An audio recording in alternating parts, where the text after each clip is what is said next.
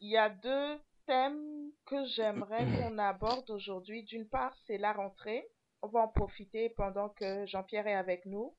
Pour nos auditeurs, excusez-nous si des fois on a des échos ou on a des problèmes de son, parce qu'on est sur un plateau virtuel. C'est-à-dire que il y a quatre personnes qui vous parlent, mais aucune n'est sur le même continent. Donc, s'il y a parfois des problèmes d'écho ou des lenteurs, soyez indulgents avec nous. OK? Donc, j'aimerais qu'on parle un petit peu de la rentrée scolaire et surtout de la rentrée estudiantine. Parce que vous m'avez pas parlé d'une information qui, moi, m'a plutôt tenu à cœur. C'était la fameuse crise étudiante. Parce qu'il s'est quand même passé des choses.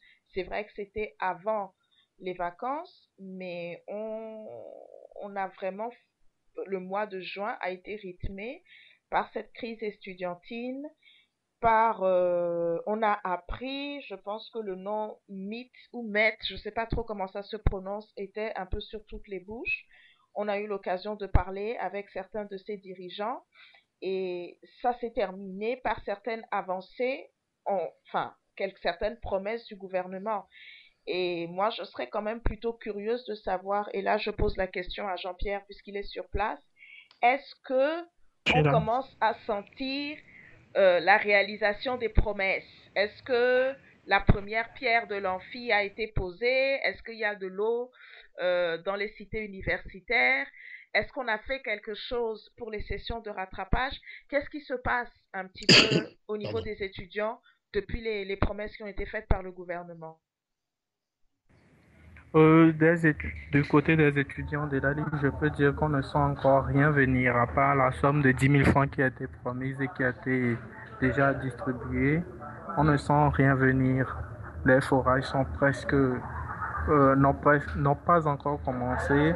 Le statu quo est toujours là. Et puis, il faut remarquer aussi que ce n'est que le 3 septembre dernier que l'année universitaire s'est terminée. Donc, je peux dire le gouvernement a encore le temps de se rattraper.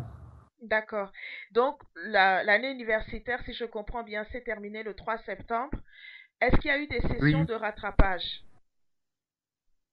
non, puisque les sessions de rattrapage doivent commencer dès l'année universitaire 2011-2012. D'accord. Et est-ce que tu as la date de la rentrée universitaire 2011-2012 aujourd'hui? Oui, s'il n'y a pas report comme d'habitude, elle tiendrait le 24 octobre ou le D'accord. 4 novembre selon les écoles et les facultés. Ok, d'accord. Je vais faire un tour de table avec les autres auditeurs, notamment Rodney et Rémi. Qu'est-ce que vous pensez un peu de tout ça? Avec le recul 2 mois après, Rodney, on a eu la liste des promesses du gouvernement et apparemment jusqu'à ce jour, on a 10 000 francs. Enfin, ce qui était censé être versé, je pense, pour la vie trop chère. Qu'est-ce que tu penses de tout ça à quelques mois, même pas à quelques semaines de la reprise de l'année universitaire? Tu sais, déjà, à l'époque, c'est vrai que je ne l'ai pas mentionné au début, mais c'est vrai que ce problème estudiantin qu'on a eu à avoir il y a 2, 3 mois nous a beaucoup touchés. Mhm, Effectivement, il y a eu beaucoup de tractations, il y a eu beaucoup d'efforts, il y a des gens qui ont été blessés dans cette histoire et tout ça. Et c'est vrai que ces petits jeunes ont eu cette possibilité-là de pousser le gouvernement, ces derniers, comment dirais-je, en fait, ce que je veux dire tout simplement, c'est qu'ils ont pu avoir gain de cause, entre mhm, guillemets, hein, disons pour l'instant. C'est vrai qu'il y a plein de choses qui ont été écrites et signées sur papier, mais mhm, aujourd'hui, il reste le fait de voir les choses proprement dites sur le terrain. Quand tu as parlé de forage, pour l'instant, on ne sait pas ce qui se passe. Il n'y a même pas, selon Jean-Pierre tout à l'heure, une visibilité sur la construction d'un forage. Les 10 000 francs, c'est pourquoi ils savent très bien que les étudiants ont besoin d'argent et qu'ils galèrent là-bas à lever. Donc, ils ont donné les 10 000 francs là juste pour calmer les gens. Tu comprends ce que je veux dire? mhm, Mais maintenant, je ne veux pas toujours crier sur le gouvernement, hein. La rentrée, c'est pour bien. C'est-à-dire, La rentrée, c'est pour bientôt. Donc, on attend si effectivement il y aura des actes posés à ce moment-là.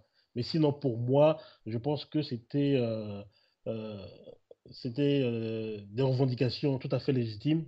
Mhm. Et je pense que le gouvernement a effectivement écouté ces étudiants. Et je dirais encore aujourd'hui, il faut qu'ils les écoutent. Parce que demain, c'est pas encore fini, hein.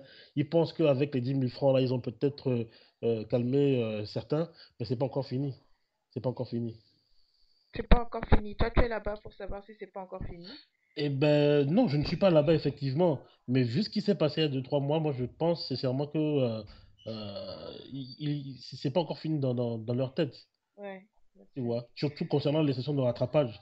Ça, c'est un Mhm. gros sujet, quoi. Je ne sais pas comment ça va se passer ça après. C'est vrai Mhm. que concernant le problème des étudiants, nous tous ici présents, hein, euh, we lack information, comme on dit en anglais, on était Mhm. obligés d'aller courir à gauche, à droite pour glaner certaines informations concernant déjà le système des LMD. Jean-Pierre, heureusement qu'il était là, il nous donnait des informations. Les autres aussi, tiens, nos amis qui étaient sur place à Lomé nous donnaient aussi des informations. Mais en gros, c'est vrai qu'au début, on était tous déphasés par rapport à la situation. Même le gouvernement en place n'arrivait pas à maîtriser le sujet. Donc, Mhm. du coup, imagine, nous qui ne sommes pas professionnels ou qui ne sommes pas expérimentés par rapport à la chose, Mhm. c'était aussi difficile pour nous. Tu comprends? Donc, du coup, c'est une situation assez compliquée. Pour l'instant, ils sont en stand-by, mais je pense que c'est pas totalement fini. On entendra parler des étudiants, hein, je pense, d'ici la fin de l'année, entre guillemets. Ok. Monsieur Rémy, nos chers étudiants. Oui, pour le problème des étudiants, je suis très, un peu choqué. J'ai fait l'Université du Bénin, à l'époque, on l'appelle l'Université du Bénin, et il y avait que 2 ou 3 amphithéâtres. Bon, dit de ce nom. Il y avait l'amphi 20 ans, l'amphi 600 et l'amphi Grand Nord. Et aujourd'hui, j'attends que c'est les mêmes amphis. Mhm. Et rien n'est fait pendant 15 ans, disons. Mhm. Et le nombre d'étudiants a doublé, Mhm. le nombre de demandes a aussi doublé, Si je peux me mais permettre, hein, Rémi, le nombre d'étudiants a plus que doublé, j'ai l'impression, puisque Ah ben oui, on est bien d'accord, oui. on est, d'après les chiffres que nous on a eus quand on s'est intéressé à la question, on avait 44 000 étudiants, je crois, à l'université de Lomé et 11 000 à l'université de Cara. c'est pas Et ça Exact. quadruplé. Ça ah, quadruplé. Alors, voilà. à notre époque, je pense qu'on était euh, 10 000 nationaux et 2 000 étrangers. Disons au Mhm. total 12 000. Mhm.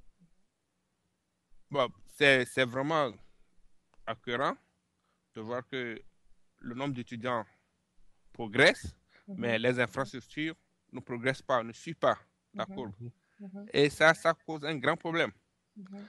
Je me rappelle à l'époque, pour faire les TD, Mhm.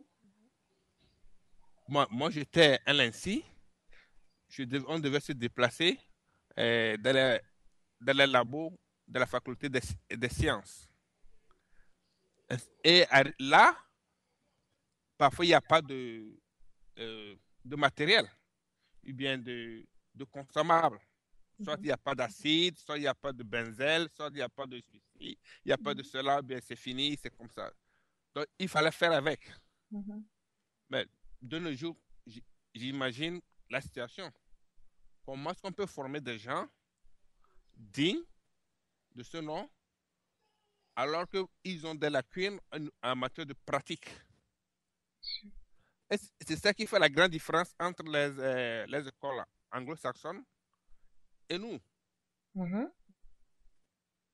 Eux, ils misent beaucoup sur les TP et sur les TD, alors que nous misons beaucoup sur les cours magistraux. Mhm. Or, pour faire un TP ou un TD, il faut beaucoup d'équipements. Bien sûr. Mais le gouvernement ne s'attelle pas à ça.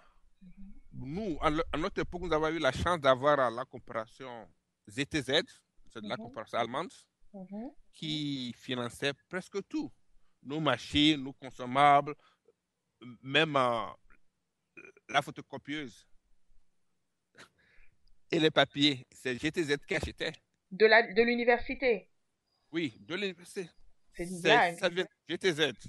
C'est- You are Et quand, kidding me. yeah. Et quand eux, quand le programme est fini, bon, j'étais encore allumé. La promotion qui a suivi, mais ils ont su faire. Donc, il fallait qu'ils paient de leur poche. Bon, ça, c'est dégueulasse. Si on veut former des gens, il faudrait qu'on mette le paquet. Il faudrait mettre de l'argent. On ne peut pas dire que bon, on va former les gens dans la bouche et puis à la fin, on a des gens médiocres. Il faut mettre le paquet. Donc, sincèrement, je supporte les étudiants. Nous avons beaucoup de terres là-bas, sur le campus. Il faudrait construire et reconstruire. Il faudrait que l'université du Bénin, bien l'université, bon, l'académique, disons, le rectorat se prenne. Par an, il faudrait au moins un amphithéâtre sorte de terre. Par an. C'est comme ça qu'on peut aller, eh bien, on peut suivre la courbe de croissance. De croissance.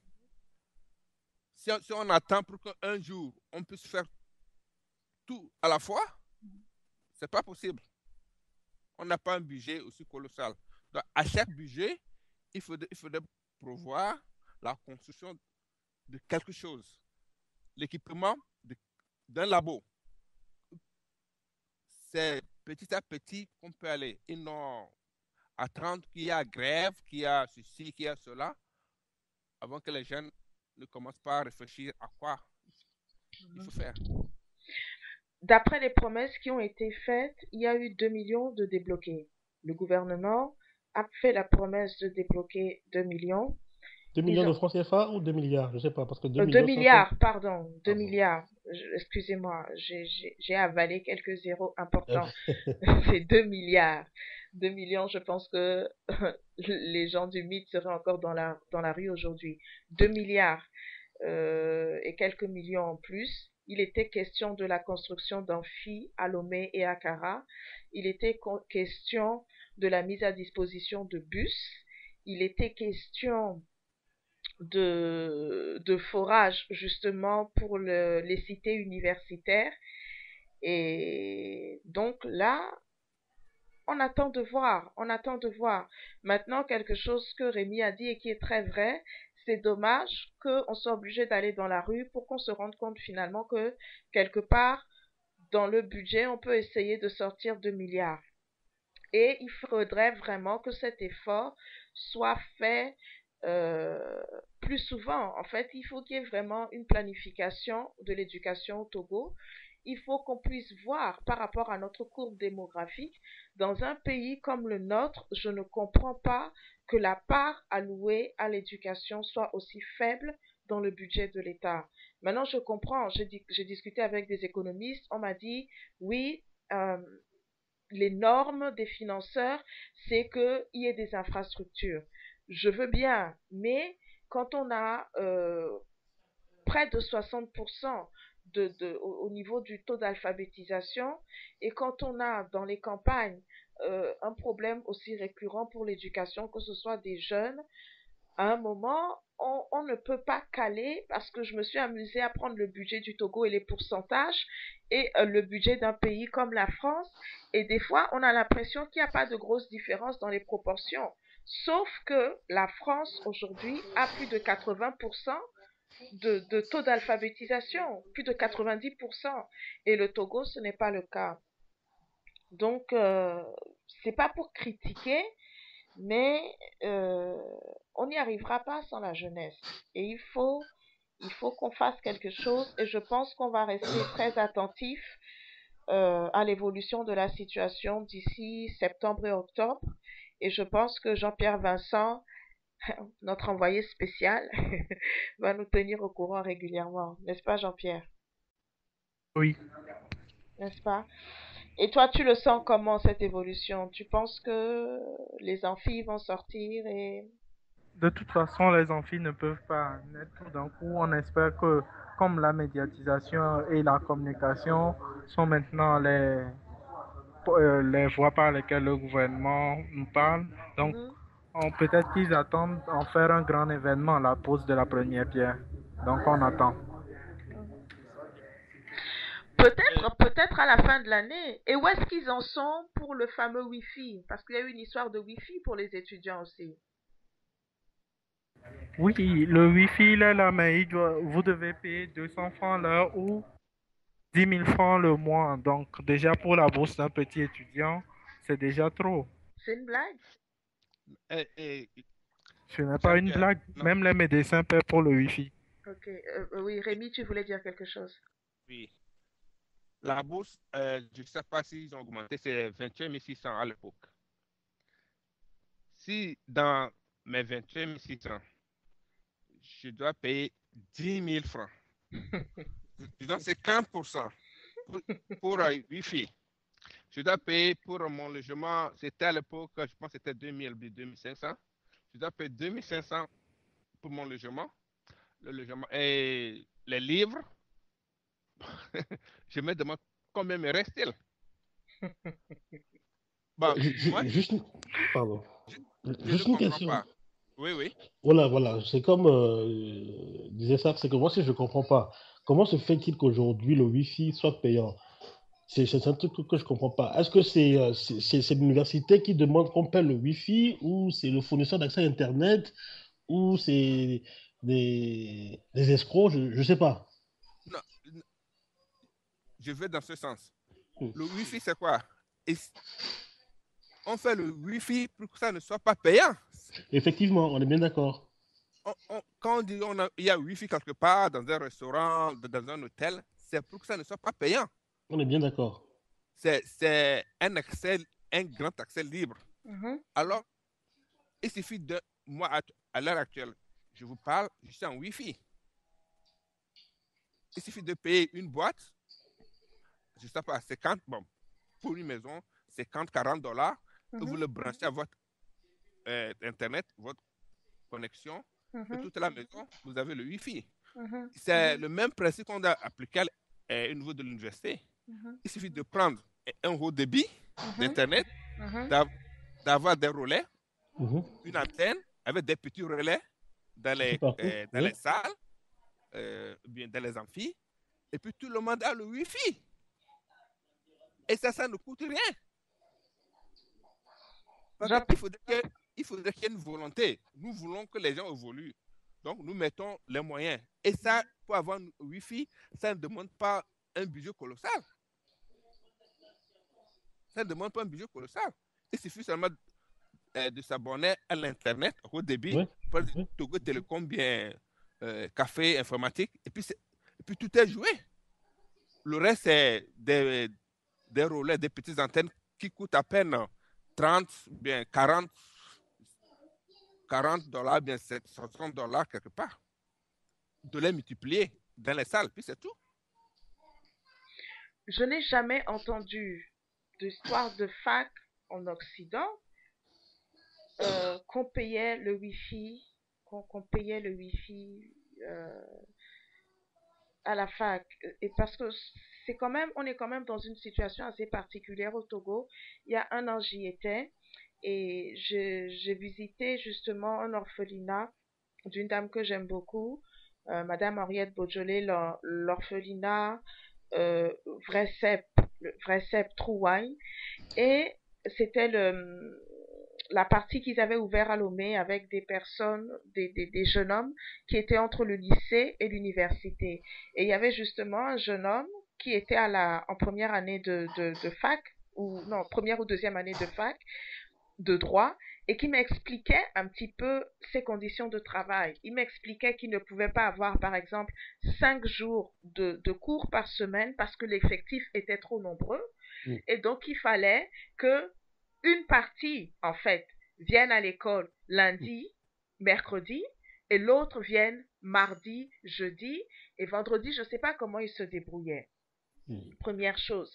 Deuxième chose, aujourd'hui, il y a un problème au niveau des manuels. Le problème au niveau des manuels, on peut en discuter parce que il y a effectivement, d'après ceux qui s'occupent de la bibliothèque à l'université, qui nous expliquent que les étudiants arrachent les pages. Donc, les étudiants qui nous entendent, s'il vous plaît, d'arracher les pages. Comme ça, on pourra plaider la cause en disant maintenant, les étudiants n'arrachent plus les pages, mettez des livres. Mais aujourd'hui, ce jeune homme m'expliquait que pour faire leur cours, et on sait, ceux qui font droit, que c'est beaucoup de choses à bûcher, c'est beaucoup de textes de loi, ils se retrouvaient à aller dans des cyber pour pouvoir aller sur Légifrance pour avoir les textes de loi. Et aujourd'hui, je ne comprends pas comment on peut m'expliquer qu'un outil qui est censé, à la limite, pallier à ce manque de matériel, que ce soit payant. Parce qu'à partir du moment où je dis que c'est payant, ça veut dire qu'il y a toute une partie de la population étudiante qui ne pourra pas y accéder. Parce que si on fait payer 10 000 francs par mois le Wi-Fi dans un pays où le SMIC est à peine à 25 000 francs, 3 points de suspension. Bien, 3 points de suspension. Mes amis ne me parlent plus. Oui. Non, en fait, c'est que Allô? s'il y a ce silence, c'est parce que je pense que c'est assez aberrant cette situation de voir que au niveau de l'université, que des gens payent toujours 200 francs, c'est-à-dire pour avoir une connexion Internet. Moi, je trouve ça aberrant, quoi. Je ne sais pas. Donc, Jean-Pierre, je ne sais pas qui est-ce qui a mis ça en place. J'aimerais savoir qui a mis ça en place. Le Wi-Fi, c'est-à-dire qui a mis ce système C'est de ce que je paiement. voulais vous expliquer. D'accord, Togo vas-y. Télécom. Ah ben non, c'est du n'importe quoi. Togo Ce Télécom que ne je peut voulais pas. dire, c'est... Togo Télécom ne peut pas taxer. Ce que je voulais... Oui, Oui, vas-y. Jean-Pierre, vas-y. Oui, ce que je voulais dire, c'est que ce n'est pas l'université qui installe le Wi-Fi. C'est comme un contrat commercial que Togo Télécom doit récupérer. Vous comprenez un peu? Mhm. Et c'est la même chose qui s'est passée dans les CHU aussi. Les médecins paient pour accéder au Wi-Fi. Mais, Ça, c'est C'est la ligne. l'escroquerie, hein. C'est oui, l'escroquerie, ça. Rémi. Une Oh, escroquerie Monsieur à Bocancé, calmez-vous. Motion de tête. procédure. Motion Moi, d'ordre. Oui, euh, Rémi. ce que je viens d'entendre là, Oui, de la part de Jean-Pierre, oui, moi, j'ai envie, si je peux trouver une équipe à Lomé, oui, aller discuter avec le rectorat ou oui. bien la direction euh, générale de la santé, Oui, on peut proposer le Wi-Fi pour environ 200 francs par mois. oui. Je dis 200 francs parce que ça ne coûte rien. Ok. Il suffit, c'est un petit investissement qui Ouais. sera amorti 2, 3, 4 ans, qui sera amorti. Ça ne coûte rien. Ok. Ici, dans toutes les écoles, ils utilisent Wi-Fi. Mhm. Il suffit d'une seule antenne. Donc, de le l'université du placer. Togo pourrait Oui, éventuellement investir dans son propre Wi-Fi et le proposer aux étudiants à un tarif beaucoup plus intéressant, si j'ai bien compris ce que Rémi veut oui, nous dire. exactement. Il y a la notion de sous-traitance Ok. qui fait chuter les prix. Regardez, Togo Telecom, une grande entreprise comme ça, va vouloir venir sur le campus. Il prend le campus comme un grand marché. Or, J'aime beaucoup ça. oui, la direction, le rectorat doit comprendre que le campus, sa première vocation, c'est la gratuité. Mhm, L'enseignement et la gratuité aux gens. mhm. Ils font tout pour que le prix, les choses soient gratuites. Ils doivent faire le marché, bien faire du business avec une entreprise quelconque. Donc, s'ils peuvent sous-traiter ça, le Wi-Fi, c'est pour cette entreprise, non pas Togo Telecom. Nous allons acheter la connexion Internet à Togo Telecom, Ouais. un abonnement, Mhm. et de là, nous allons le multiplier par Wi-Fi sur tout le campus. S'il y a des gens qui nous écoutent, qui sont capables de le faire, moi, bien avec nous, je peux acheter les équipements, nous pouvons acheter les équipements, les envoyer, même avec un technicien pour installer. Je dis ça ne coûte rien. S'il y a des... Oui. S'il y a des gens qui nous écoutent, c'est très important. S'il y a des gens qui nous écoutent et s'il y a des gens qui sont encore concernés par la cause étudiante au Togo, que ce soit des anciens étudiants, des anciens de l'université de Lomé, euh, prenez cette proposition au sérieux parce que il est temps qu'on aille au-delà des mots et qu'on commence à poser des actes concrets. Et c'est un peu le but de cette page, c'est un peu le but de cette radio, qu'on puisse poser des actes concrets pour nos frères et pour nos sœurs. Et l'éducation, c'est quelque chose qui nous tient tout particulièrement à cœur. Donc, si vraiment il y a des personnes qui s'y connaissent dans le domaine, s'il y a des personnes qui veulent faire quelque chose, qu'il y a des personnes qui veulent donner quelque chose, envoyez-nous un mail à polémiquelementvôtre@gmail.com, polémiquelementvôtre polémiqualement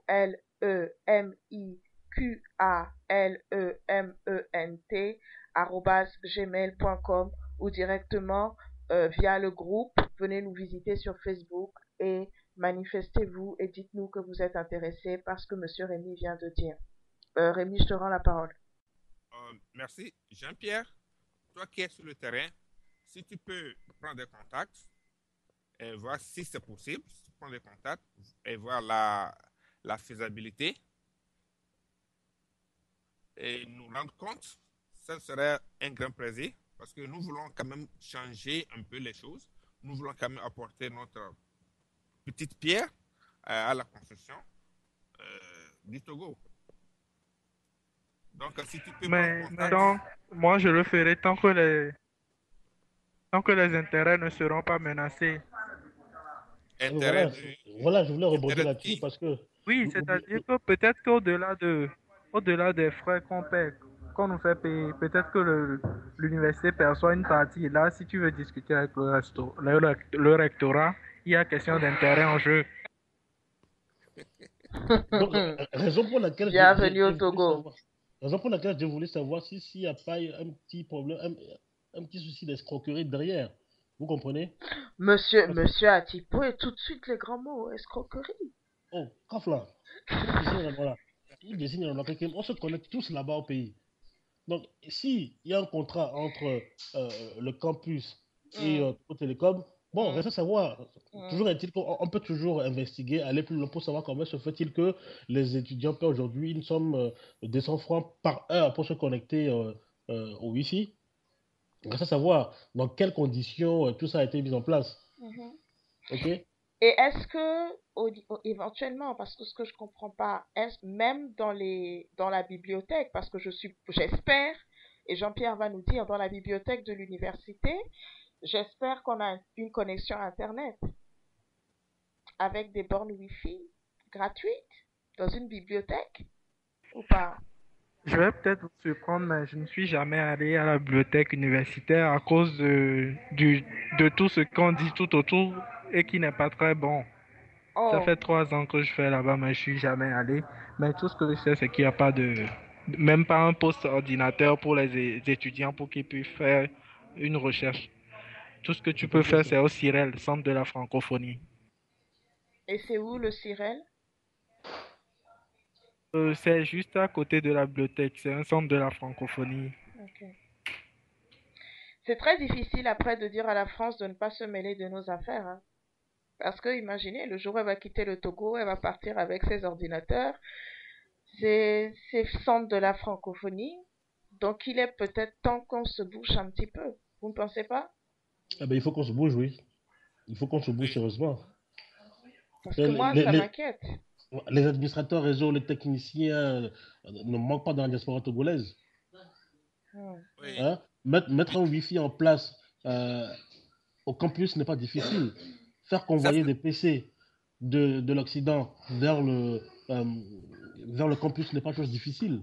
C'est facile ça. ça, Il y a plein ça, d'entreprises qui rénovent leur parc informatique tous les 3 ans. On peut récupérer tous ces PC-là, les reparamétrer et les distribuer, les redistribuer. Je yeah. note tout, hein. Oui, Rémi, on t'écoute. Je vais revenir sur le point des intérêts, des litiges. Mhm. Je ne sais pas si l'université est là pour faire de l'argent, bien bien pour aider. Ce que je sais, les universités s'autofinancent. OK? Si Togo Telecom donne une partie de ses bénéfices au rectorat, nous aussi, nous pouvons donner une partie, 10% de notre chiffre d'affaires, de nos bénéfices. Ben, la différence, c'est que ça ne sera pas le montant ne sera pas aussi élevé comme de l'autre côté, parce que nous, on aurait fait un chiffre d'affaires très, très, très infime. Donc, s'ils veulent que les gens évoluent, que les étudiants évoluent, et bien s'ils veulent avoir de l'argent, je ne sais pas pourquoi faire, ça, c'est de choisir, hein, des deux choses l'une. Parce que à l'heure actuelle, ce que je sais, la bibliothèque universitaire, ça ne vaut rien. À notre époque, on n'allait pas là-bas. Si moi je vais à la bibliothèque, ça peut aller manger un sandwich. Ah, parce qu'il y a au moins, ils vendent les sandwichs à la bibliothèque. Il n'y a pas d'ordinateur, mais il y a des sandwichs. Il y a des bonnes femmes là, qui viennent avec les sandwichs et le jus du bissap là-bas. Donc, je prends mon sandwich et je vais là-bas, je m'assois, je mange. C'est comme un petit restaurant pour moi. Les livres, ça ne vaut rien. Bien, les feuilles, c'est déchiré. Tu prends un livre, tu ne sais même pas. Il n'y a rien là-dedans. Or, avec l'Internet, tu peux faire le cours toi-même. Mais au moins à 80%. Alors, si on ne met pas l'Internet à la disposition des étudiants, si on ne facilite pas l'accès à l'Internet, si on ne cherche pas à mettre les étudiants en commun, interconnectés par le bien de l'Internet, que faisons-nous? On fait les cours de cette façon, le professeur vient, il parle, et puis il s'en va, et puis c'est tout. Mais là, ce n'est pas de... À l'époque où nous, on avait... Bon, à l'INSI, nous tous, on est boursiers. Mais il fallait voir. Les livres, nos livres, on les achetait de l'étranger. On n'a jamais acheté les livres au Togo. Parce que les livres, même nos livres dehors, ne sont pas au Togo. Rare. Tu peux trouver un livre d'ingénieur, bien, de technicien, quelque chose comme ça, digne au Togo. Donc, on se regroupait pour acheter ça en France, au Canada, partout. Quelque chose comme ça. Ok. Comme dirait quelqu'un, ma bouche est morte. Et nous n'y est coup, la bouche est morte. La bouche est morte. Oui. Delali? Oui, Jean-Pierre. Oui, je voulais ajouter quelque chose. On parle tous de Wi-Fi, mais on a oublié un problème important, c'est le terminal. C'est-à-dire, avec quoi les étudiants vont se connecter au Wi-Fi. Un PC portable, ça coûte les yeux de la tête ici. Et un téléphone avec Wi-Fi, je ne vous en dis pas. Voilà, raison pour laquelle j'ai rebondi sur le fait que il y a plein d'informaticiens ici qui travaillent dans les sociétés ici en Occident. Donc du coup, pourquoi ne pas s'arranger avec les gens avec qui on travaille, hein, les PC qui partent au rebut, nous les reconditionner et les envoyer sur place. Jean-Pierre, le Wi-Fi, Oui. Le Wi-Fi dont moi je parle, on n'a pas besoin de connecter. Hein. Oui, le Wi-Fi dont je parle, on n'a pas besoin de connecter. Les PC, il y a maintenant presque les 90% des PC, on les construit avec Wi-Fi à l'intérieur. La carte Wi-Fi est déjà intégrée à l'intérieur. Il suffit d'ouvrir ton PC, d'aller de taper ton nom, un mot de passe, et tu es connecté au Wi-Fi. Oui, je ne refuse pas, mais combien coûte ce PC ici? Le mois avec un Wi-Fi, c'est à 300 000. Non. Pour la bourse d'un étudiant. En fait, ce que Rémi, ce que Jean-Pierre veut dire, c'est que aujourd'hui, l'accès, parce que à l'université, il n'y a même pas d'ordinateur, c'est-à-dire de PC fixe, on n'en a même pas au niveau des bibliothèques. Je ne sais pas si Jean-Pierre va confirmer. Il y a un problème en dehors de la connexion. C'est maintenant, j'ai la connexion, mais en gros, à quelle machine j'utilise? Jean-Pierre, est-ce que je suis dans ta logique? Exact. Voilà, il n'y a pas la machine. Il n'y a pas la machine et aujourd'hui, il n'y a pas de programme pour les étudiants comme on voit ici. Je prends l'exemple de la ville dans laquelle je vis.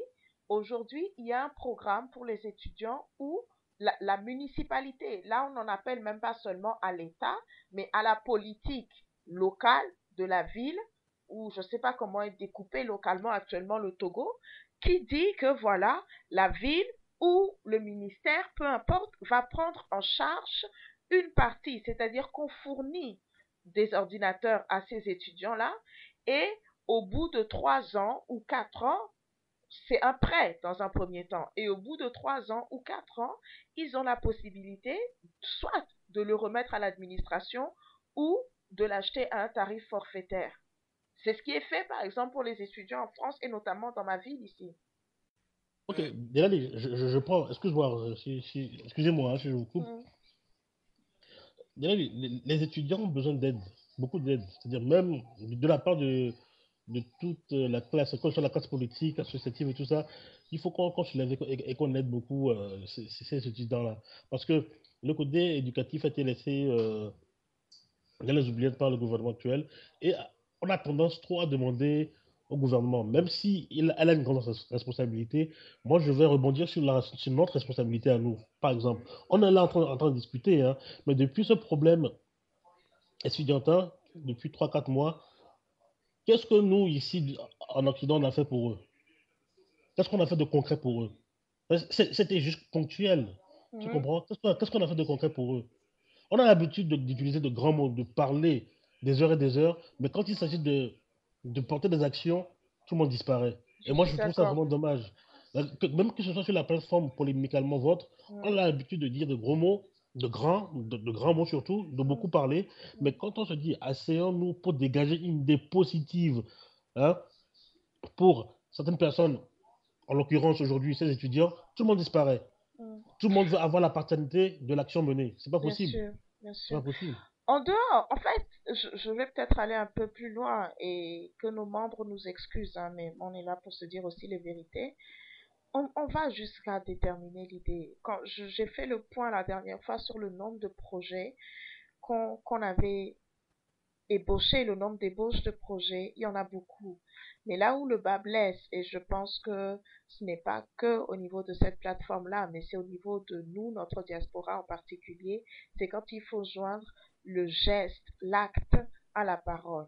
Et si je peux dire ça, quand il faut joindre le portefeuille à la parole. Et c'est vrai que nous l'avons vu dans le cas du mythe, où c'est vrai que nous avons essayé de faire une collecte, nous avons eu une modeste contribution, mais pas à la hauteur, si vous voulez, du bruit qu'on a eu quand cette histoire a retenti. Parce que quand l'histoire du mythe a retenti, mais les murs étaient pleins, les commentaires allaient de toutes parts et tout le monde s'est révolté et s'est dit c'est pas normal. Et à partir du moment où on s'est dit ça, c'est vrai que derrière, et maintenant je comprends que c'est difficile pour tout le monde, je comprends que c'est la crise partout, mais le moindre geste compte. Et je vais me permettre de lancer un petit appel, pas pour ma plateforme, mais pour tous ceux qui sont dans la diaspora aujourd'hui. Qu'est-ce que ça coûte? Parce que beaucoup, ce que j'entends souvent, c'est oui, mais je m'occupe déjà d'un petit cousin dans ma famille et tout ça. C'est bien. Moi aussi, je m'occupe d'un petit cousin quelque part. Mais c'est pas ça ce qu'on nous demande. C'est avoir l'effort supplémentaire qui nous rend crédibles dans notre cause. C'est-à-dire se dire, quelqu'un que je ne connais pas, est-ce que je suis capable d'être touché par son cas et de fournir quelque chose? Et je vais donner la parole à Jean-Pierre parce qu'il va devoir nous abandonner bientôt. Oui, oui, Delali, je t'écoute. Oui, je te donne la parole parce que je sais que tu vas devoir nous abandonner bientôt. Ouais, ouais, oui. Tout ce que je voulais ajouter, c'est que le gouvernement a encore plus d'un mois pour se racheter et nous comptons aussi beaucoup sur la diaspora pour porter une aide aussi considérable aux étudiants. Ok, merci beaucoup Jean-Pierre. Je vais demander à Rémi et à Rodney s'ils ont quelque chose à ajouter pour clore euh, le volet étudiant, rentrée scolaire. Et on va faire une petite pause et on va revenir quelques minutes encore pour le deuxième sujet du jour qui concerne un petit peu euh, la situation de l'électricité aujourd'hui à Lomé, la situation de l'énergie comment les Togolais les vivent, comment ça se passe exactement.